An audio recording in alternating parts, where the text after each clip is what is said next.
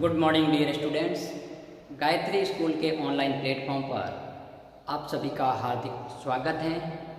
आज के क्लास में हम 11th क्लास मैथमेटिक्स के chapter number 2 relation and function के ऊपर बेस्ड टॉपिक फंक्शंस को लेकर बात करेंगे। प्रीवियस के लेक्चर में अपन ने Cartesian product of set relations को लेकर बात की थी। आज अपन जानेंगे कि फलन क्या होता है, वो कब परिभाषित होता है, उसका डोमेन कैसे लिया जाता है, रेंज कैसे लिया जाता है और सबसे महत्वपूर्ण उसकी परिभाषित कैसे करेंगे फंक्शन को। अपन आज तक पढ़ के आएंगे ये फलन होता है आपके पास में, ये परिमेय फलन होता है, ये अपरिमेय फलन होता है। वास्तव में क्या वही फलन होता है या उस फलन की स्टैंडर्ड डेफिनेशन होती है? तो आज अपन उसके बारे में डिस्कस करते हैं। तो देखिए, सबसे पहले तो अपना वही कंसेप्ट रहेगा कि फलन की मैं परिभाषा बनाने की कोशिश करूंगा आपके सामने कि फलन एक्चुअली कहां से आता है। तो रिलेशन के बारे में अपन ने बहुत डीपली डिस्कस किया। वैसे जनरली यदि बात की जाए तो फंक्शन एक स्पेशल टाइप का रिलेशन होता है। फंक्शन को अपन रिलेशन के ऊपर ही परिभाषित करेंगे, लेकिन जो ऑल आर रिलेशन होते हैं वो फंक्शन नहीं होते हैं। फंक्शन कुछ एक स्पेशल टाइप का रिलेशन होता है। तो मैं बेसिक डेफिनेशन बताऊं तो ये कहूंगा कि जो फंक्शन होता है, function is a special type of relation.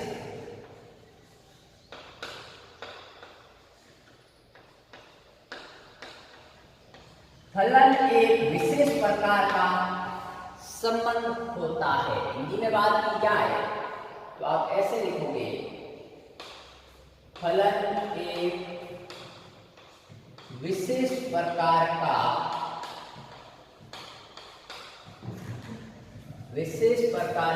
संबंध होता है, रिलेशन होता है। अब अपन रिलेशन डिस्कस कर चुके हैं, उसमें से जो टोटल रिलेशन होते हैं वो फंक्शन नहीं होते हैं, लेकिन कुछ ऐसे रिलेशन होते हैं जो फंक्शन का रूप ले लेते हैं। उसी के ऊपर अपन डिस्कस करें। फलन एक विशेष प्रकार का संबंध होता है। ठीक, अब बात सुनिए। ये तो जनरल डेफिनेशन है। अब मेरी डेफिनेशन फंक्शन की ये कहती है कि आपके पास में फंक्शन एक ऐसा रिलेशन होता है जो सेट ए से सेट बी में इस प्रकार परिभाषित होता है कि उसके प्रत्येक एलिमेंट की, जो सेट ए है उसके प्रत्येक एलिमेंट की सेट बी में केवल एक ही इमेज बननी चाहिए। ठीक है, तो क्या कहेंगे कि समुच्चय ए से परिभाषा लिखता हूं पहले।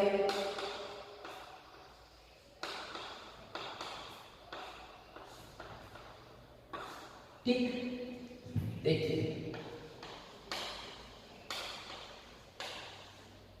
समुच्चय ए से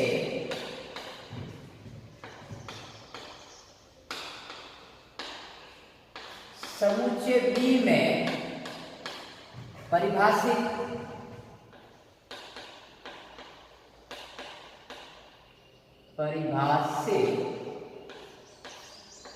संबंध, समुच्चय ए से समुच्चय बी में परिभाषित संबंध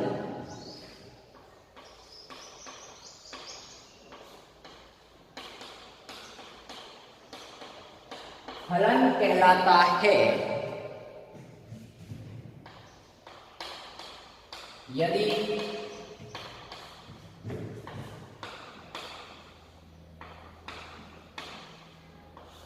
समुच्चय ए के प्रत्येक अवयव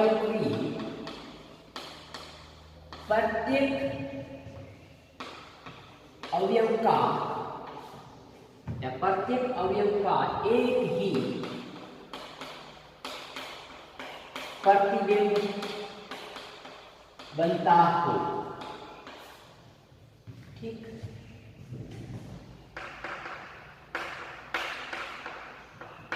अब देखिए, एक कोई रिलेशन है ए से बी में परिभाषित हो रहा है, तो वो फंक्शन किस केस में कहलाएगा? जब उसमें ए सेट के प्रत्येक एलिमेंट की बी सेट में केवल एक ही इमेज बने। ठीक, अब मैंने आपको एक एग्जाम्पल के तौर पे समझाना है कि रिलेशन में 4 टाइप के या 5 टाइप के या 6 टाइप के रिलेशन लेता हूं, और उनमें से मैं ये बताऊंगा कि कौन से फंक्शन है और कौन से फंक्शन नहीं है। तो अब सुनिए, मैं सबसे पहले एक रिलेशन कंसीडर करता हूं R1, जो कि ए से बी में परिभाषित है, एंड R1 का मान आपके पास में है pair of x, y such that y बराबर इज ग्रेटर देन x, या फिर आप ऐसा लिखिए y बराबर x प्लस 3 और x belong to set A and y belong to set B। ठीक, मैं अब सेट कंसीडर करता हूं। एक सेट आपके पास में A बराबर है 1, 2 और 3 एंड B सेट बराबर है आपके पास में 4, 5 और 6। ठीक है, तो R1 क्या होगा आपके पास में? X A से बिलोंग कर रहा है, Y B से बिलोंग कर रहा है। मैंने ये एग्जांपल रिलेशन में भी दिया था। तो जब मैं X का मान 1 रखता हूं तो Y का मान कितना आएगा? 4 आएगा, क्योंकि 1 प्लस 3। जब x का मान 2 रखता हूं तो 5 आएगा, और x का मान 3 रखता हूं तो 6 आएगा। आगे x के 3 एलिमेंट है, x A से बिलोंग कर रहा है, A सेट के 3 एलिमेंट है, B सेट के भी 3 ही एलिमेंट आएंगे। अब मेरी बात सुनो, क्या ये फंक्शन है? R1 इज अ फंक्शन और नॉट, ये मुझे पता लगाना है। तो मैंने क्या कहा था कि समुच्चय A से B में परिभाषित संबंध फलन कहलाएगा यदि सेट A के प्रत्येक एलिमेंट, इस सेट A के प्रत्येक एलिमेंट 1, 2, 3 की B सेट में केवल एक ही इमेज बने तो वो फलन होगा। तो एक A सेट का एलिमेंट है, उसकी इमेज 4 बन रही है, 2 की इमेज 5, 3 की इमेज 6, मतलब प्रत्येक एलिमेंट की एक ही इमेज बने। यदि समुच्चय A के प्रत्येक अवयव का केवल एक ही प्रतिबिंब बने, केवल और केवल, यहां लिखो ओनली फॉर, केवल और केवल एक ही प्रतिबिंब बनना चाहिए। ठीक, तो अब एक का इमेज 4 है, 2 की इमेज 5 और 3 की इमेज 6। जैसे मैं डायग्राम बनाता हूं, ये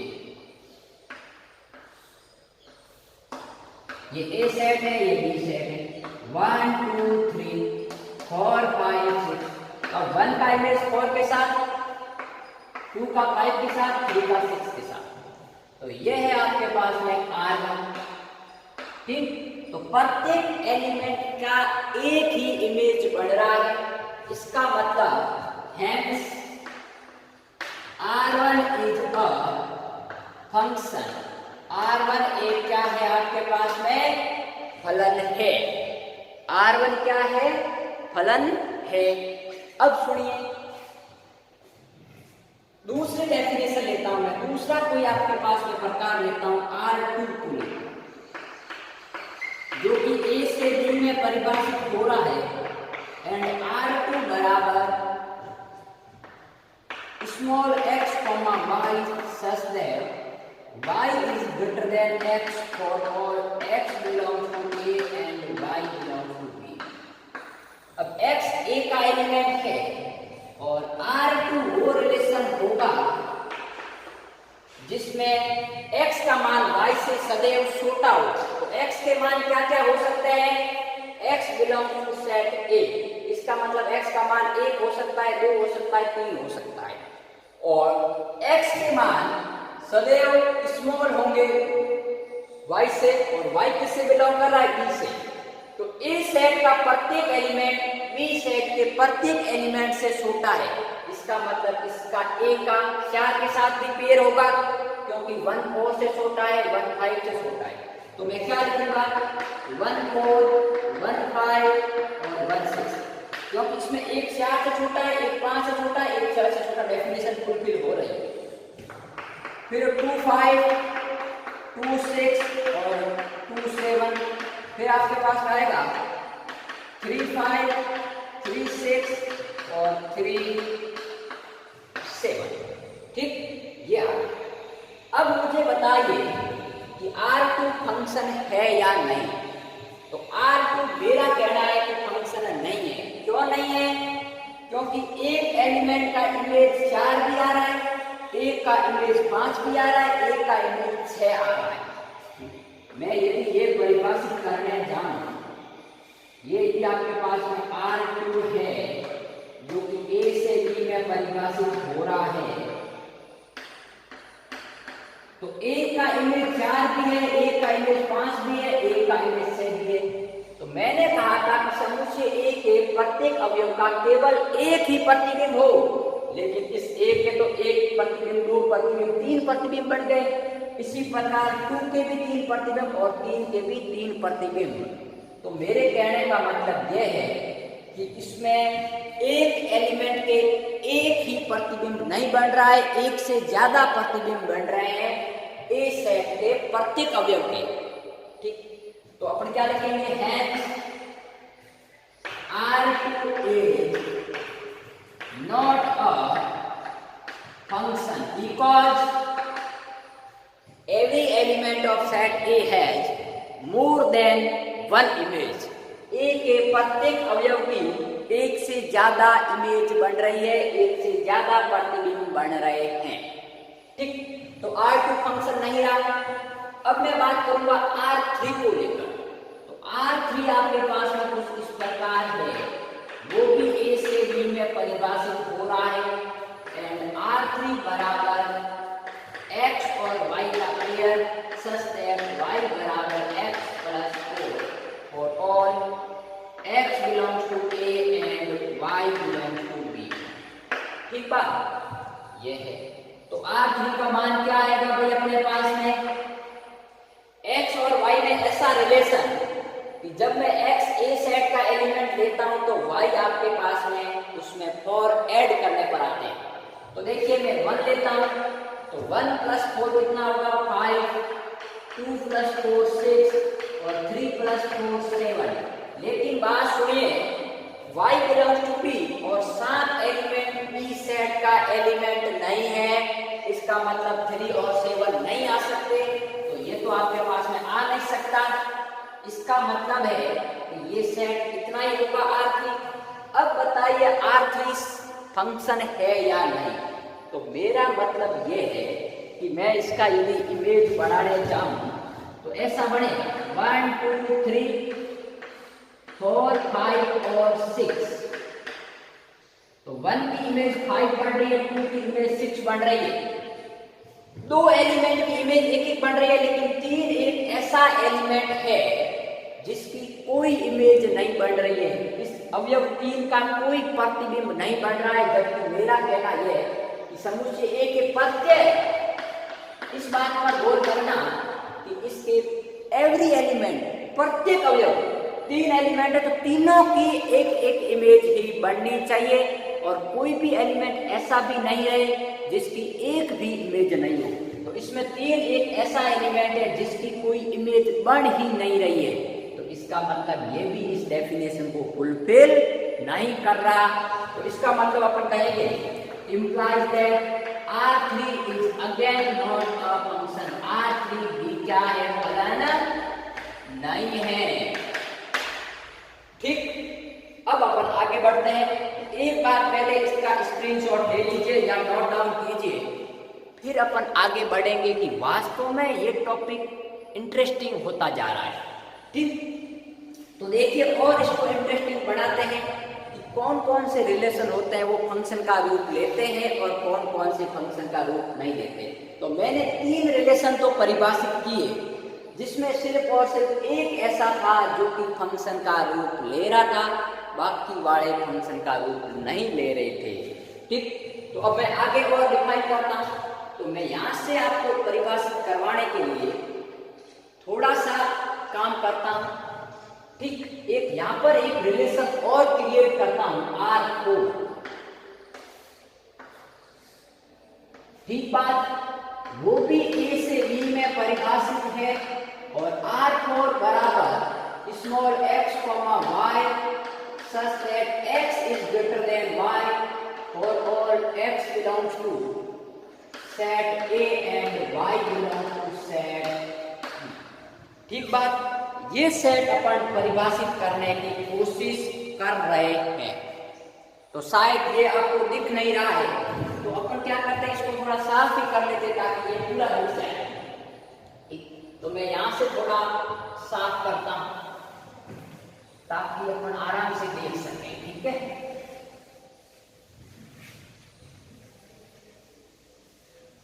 अब बात सुनिए, मुझे फॉर्थ रिलेशन ये बताना है कि वो कुछ ऐसा है, कैसा है कि जो R4 है वो A से B में तो परिभाषित हो ही रहा है, एंड R4 बराबर स्मॉल x, y का pair such that x is greater than y for all x belongs to set A and y belongs to set B। ठीक, तो मेरे कहने का मतलब ये R4 का क्या मान आएगा भाई, आपके पास हमेशा 1 2 3 तो हो गए और ये है आपके पास में फोर्थ रिलेशन। तो R4 ऐसा x किससे बिलोंग कर रहा है, A सेट से। A में 1 2 3 है, B में 4 5 6 और x है वो y से बड़ा। तो A सेट का कोई ऐसा एलिमेंट आपको दिख रहा है जिसका मान y सेट के कोई एक एलिमेंट से बड़ा हो, तो ऐसा कोई एलिमेंट नहीं है, क्योंकि इसके एलिमेंट है 1 2 3 जो सदैव 4 5 6 से छूटे रहेंगे। ठीक, तो इसका मतलब है कि ये तो एक नल सेट है। अब नल सेट हो गया, इसका मतलब ये हो गया कि A सेट के किसी भी एलिमेंट की B सेट में कोई इमेज नहीं बन रही है, एक ही प्रतिबिंब नहीं बन रहा। तो इसका मतलब ये भी फंक्शन की डेफिनेशन को फुलफिल नहीं करता। तो hence implies that hence R4 is again not a function। R4 आपके पास में फलाना नहीं है। अब मेरी बात सुनो, सिर्फ R1 फंक्शन हुआ, बाकी कोई फंक्शन कंसीडर नहीं किए गए। तो बात सुनिए, मैं यहाँ पर आपको थोड़ा सा हिंट दे देता हूँ कि मैं यदि इनकी डेफिनेशन को थोड़ा चेंज करता हूँ। ठीक, ये तो एक डेफिनेशन है। अब आप कहोगे कि इस डेफिनेशन के अनुसार आपने चारों रिलेशन को बताया कि इसमें से कौन से फंक्शन है और कौन से फंक्शन नहीं है। अब अपन एक ऐसी डेफिनेशन और लेते हैं जिसमें ये चारों कंसेप्ट आ जाए। तो मैं सेकंड डेफिनेशन लेता हूं, देखिए द्वितीय परिभाषा। सेकंड डेफिनेशन ये है कि a relation R such that A से B, एक रिलेशन है वो A से B में परिभाषित हो रहा है। R such that A से B में फलन कहलाता है, फलन कहलाता है यदि दो कंडीशन सेटिस्फाई हो जाए। पहली कंडीशन तो यह कि domain of relation, domain of R, पहली कंडीशन तो यह है कि जो भी अपन रिलेशन बता रहे हैं उस रिलेशन का जो प्रांत है, इसका मतलब है R का प्रांत, वो सेट A के बराबर हो जाए। किसके बराबर हो जाए? जिस सेट से वो जिस सेट में परिभाषित हो रहा है, अर्थात A सेट के बराबर हो जाए। तो देखिए इसमें से पहली कंडीशन किस किस में फुलफिल हो रही है? R1। R1 का डोमेन क्या है? 1 2 और 3, और सेट अपना A क्या था? 1 2 3 था। मैं यहाँ सेट लिखता हूँ, देखिए ये रहा 1 2 और 3 है सेट A के एलिमेंट, और इस R1 का प्रांत भी यही है। तो domain of R1 equal to A आपके पास में आ रहा है। तो इसमें पहली कंडीशन तो आपके पास में फुलफिल हो रही है। अब मैं सेकंड कंडीशन देखता हूं। तो सेकंड कंडीशन मेरी ये है कि ऐसे दो कोई अलग अलग ऑर्डर्ड पेयर नहीं हो जिसके लिए फर्स्ट एलिमेंट एक ही हो। इसका मतलब इसमें से ऐसा कोई एलिमेंट नहीं हो जिसकी एक से ज्यादा इमेज बने। ठीक, तो मैं क्या लिखूंगा, ऐसे कोई दो अलग अलग क्रमिक युग्म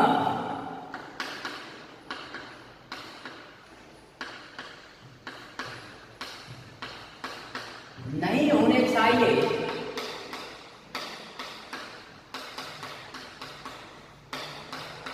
जिसके लिए प्रथम एलिमेंट, जिसके लिए प्रथम अवयव समान हो।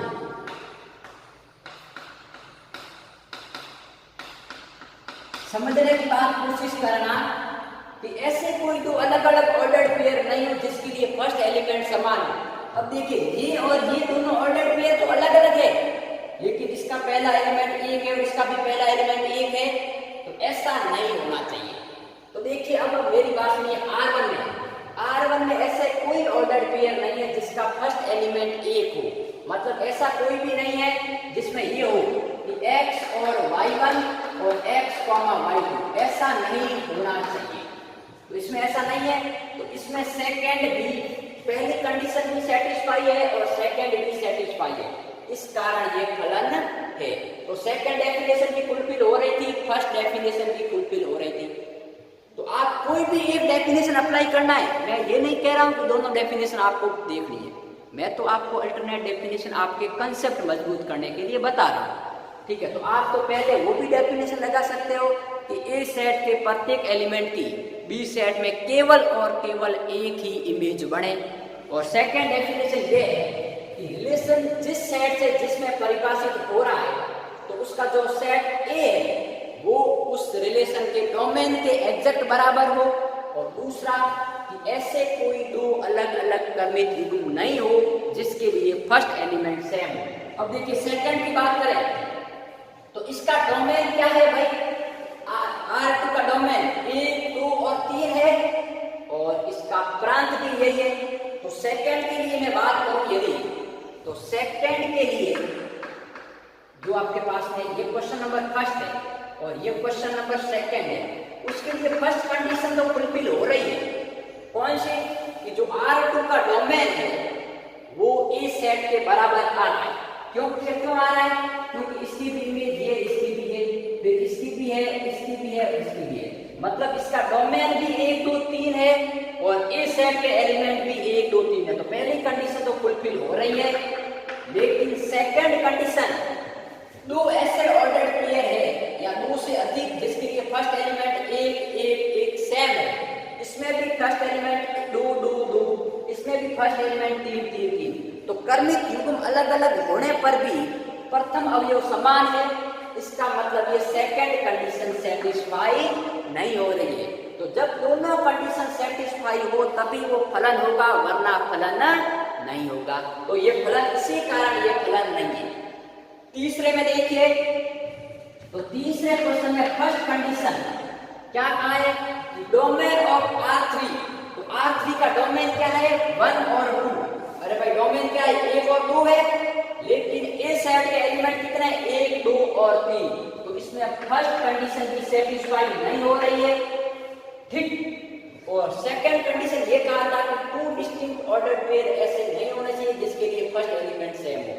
तो इसमें फर्स्ट सेकंड कंडीशन तो सेटिस्फाई हो रही है, लेकिन इसमें फर्स्ट नहीं हो रही है, क्योंकि इसका जो डोमेन आ रहा है इसमें ए सेट कितना है, 1, 2 और 3 है, और डोमेन ऑफ R3 कितना है, डोमेन ऑफ R3 आपके पास में 1 और 2। तो इसमें ये 3 एलिमेंट नहीं है, इसका मतलब ये इसके बराबर नहीं है। इसका मतलब फर्स्ट कंडीशन ये वाली सेटिस्फाई नहीं हो रही है, इस कारण ये R3 आपके पास में फंक्शन नहीं है। अब R4 में चेक करें, तो ना तो उसका पहली कंडीशन सेटिस्फाई हो रही है और ना ही सेकंड हो रही है। इस कारण आपके पास में जो फोर्थ है उसमें ना तो पहली सेटिस्फाई हो रही है और ना ही आपके पास में दूसरी हो रही है। इस कारण R4 है वो फंक्शन नहीं है।